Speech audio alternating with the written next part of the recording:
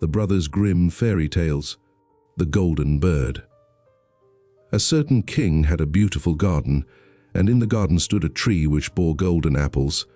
These apples were always counted, and about the time when they began to grow ripe, it was found that every night one of them was gone. The king became very angry at this, and ordered the gardener to keep watch all night under the tree. The gardener set his eldest son to watch, but about 12 o'clock he fell asleep, and in the morning another of the apples was missing. Then the second son was ordered to watch, and at midnight he too fell asleep, and in the morning another apple was gone. Then the third son offered to keep watch, but the gardener at first would not let him, for fear some harm should come to him, however. At last he consented, and the young man laid himself under the tree to watch. As the clock struck 12, he heard a rustling noise in the air, and a bird came flying that was of pure gold, and as it was snapping at one of the apples with its beak, the gardener's son jumped up and shot an arrow at it. But the arrow did the bird no harm, only it dropped a golden feather from its tail and then flew away. The golden feather was brought to the king in the morning, and all the council was called together.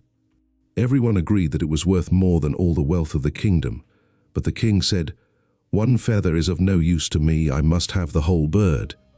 Then the gardener's eldest son set out and thought to find the golden bird very easily, and when he had gone but a little way, he came to a wood. And by the side of the wood he saw a fox sitting, so he took his bow and made ready to shoot at it. Then the fox said, "Do not shoot me, for I will give you good counsel. I know what your business is, and that you want to find the golden bird. You will reach a village in the evening, and when you get there, you will see 2 inns opposite to each other, one of which is very pleasant and beautiful to look at. Go not in there, but rest for the night in the other, though it may appear to you to be very poor and mean." But the son thought to himself, "What can such a beast as this know about the matter?" So he shot his arrow at the fox, but he missed it, and it set up its tail above its back and ran into the wood. Then he went his way, and in the evening came to the village where the 2 inns were, and in one of these were people singing and dancing and feasting, but the other looked very dirty and poor. "I should be very silly," said he, "if I went to that shabby house and left this charming place." So he went into the smart house and ate and drank at his ease and forgot the bird and his country too.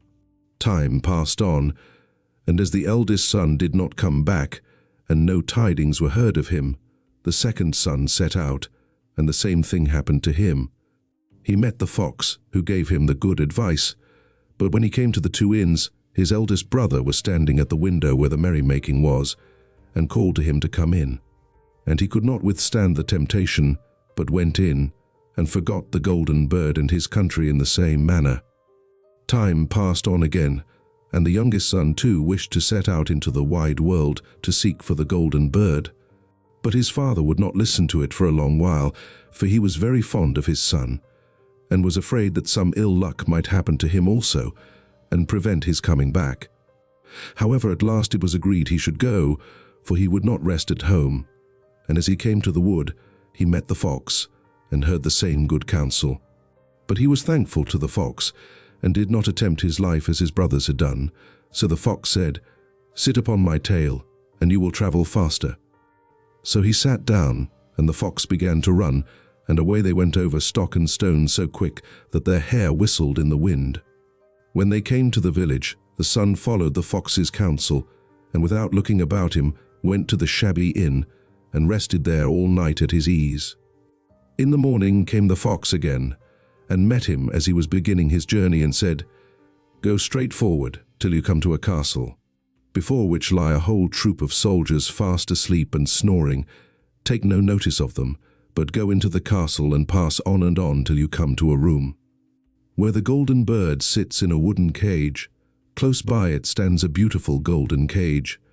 But do not try to take the bird out of the shabby cage and put it into the handsome one, otherwise you will repent it." Then the fox stretched out his tail again, and the young man sat himself down, and away they went over stock and stone till their hair whistled in the wind. Before the castle gate all was as the fox had said, so the son went in and found the chamber where the golden bird hung in a wooden cage, and below stood the golden cage. and the 3 golden apples that had been lost were lying close by it. Then thought he to himself, "It will be a very droll thing to bring away such a fine bird in this shabby cage." So he opened the door and took hold of it and put it into the golden cage. But the bird set up such a loud scream that all the soldiers awoke, and they took him prisoner and carried him before the king.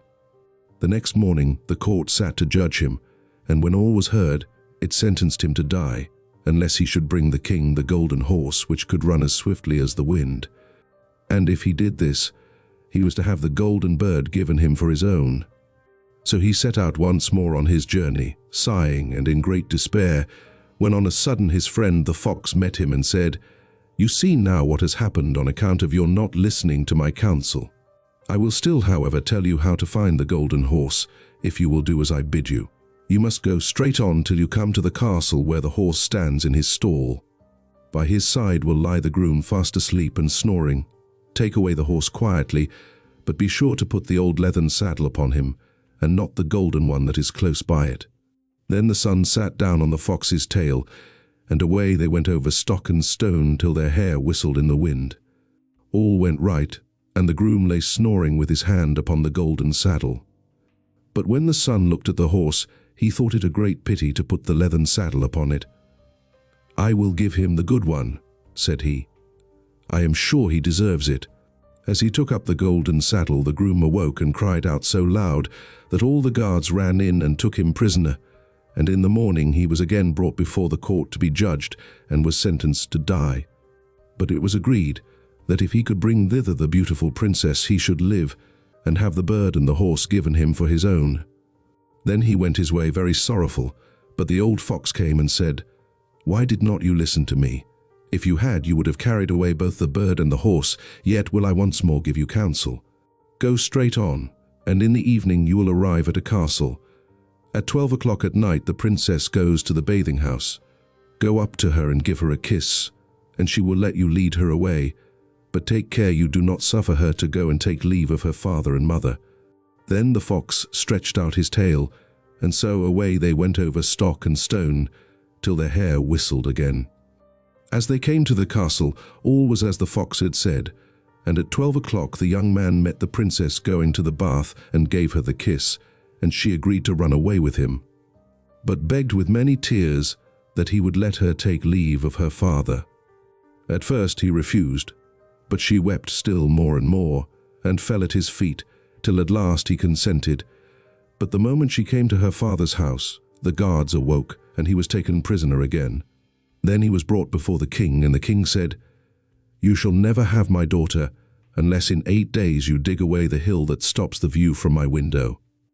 Now this hill was so big that the whole world could not take it away. And when he had worked for 7 days and had done very little, the fox came and said, "Lie down and go to sleep, I will work for you."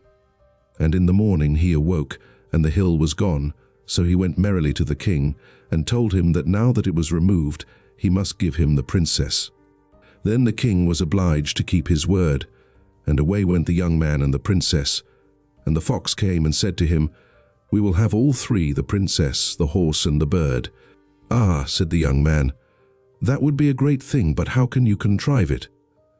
"If you will only listen," said the fox, "it can be done. When you come to the king, and he asks for the beautiful princess, you must say, 'Here she is.' Then he will be very joyful, and you will mount the golden horse that they are to give you, and put out your hand to take leave of them, but shake hands with the princess last.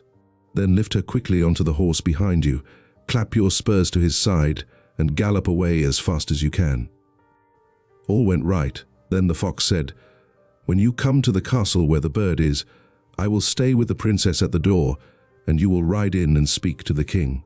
And when he sees that it is the right horse, he will bring out the bird, but you must sit still and say that you want to look at it, to see whether it is the true golden bird, and when you get it into your hand, ride away." This too happened as the fox said. They carried off the bird, the princess mounted again, and they rode on to a great wood. Then the fox came and said, "Pray kill me, and cut off my head and my feet." But the young man refused to do it, so the fox said, I will at any rate give you good counsel. Beware of two things: ransom no one from the gallows, and sit down by the side of no river." Then away he went. Well, thought the young man, it is no hard matter to keep that advice. He rode on with the princess, till at last he came to the village where he had left his two brothers. And there he heard a great noise and uproar, and when he asked what was the matter, the people said, "Two men are going to be hanged." As he came nearer, he saw that the two men were his brothers, who had turned robbers, so he said, "Cannot they in any way be saved?" But the people said no, unless he would bestow all his money upon the rascals and buy their liberty. Then he did not stay to think about the matter, but paid what was asked, and his brothers were given up, and went on with him towards their home. And as they came to the wood where the fox first met them, it was so cool and pleasant that the two brothers said, "Let us sit down by the side of the river and rest a while to eat and drink." So he said, "Yes," and forgot the fox's counsel, and sat down on the side of the river, and while he suspected nothing, they came behind, and threw him down the bank, and took the princess, the horse, and the bird, and went home to the king their master, and said, "All this have we won by our labor." Then there was great rejoicing made, but the horse would not eat, the bird would not sing, and the princess wept. The youngest son fell to the bottom of the river's bed. Luckily it was nearly dry, but his bones were almost broken, and the bank was so steep that he could find no way to get out. Then the old fox came once more, and scolded him for not following his advice, otherwise no evil would have befallen him. "Yet," said he, "I cannot leave you here, so lay hold of my tail and hold fast." Then he pulled him out of the river, and said to him, as he got upon the bank, "Your brothers have set watch to kill you, if they find you in the kingdom." So he dressed himself as a poor man, and came secretly to the king's court, and was scarcely within the doors when the horse began to eat, and the bird to sing, and the princess left off weeping. Then he went to the king, and told him all his brothers' roguery, and they were seized and punished, and he had the princess given to him again, and after the king's death he was heir to his kingdom. A long while after, he went to walk one day in the wood, and the old fox met him, and besought him with tears in his eyes to kill him, and cut off his head and feet. And at last he did so, and in a moment the fox was changed into a man, and turned out to be the brother of the princess, who had been lost a great many years.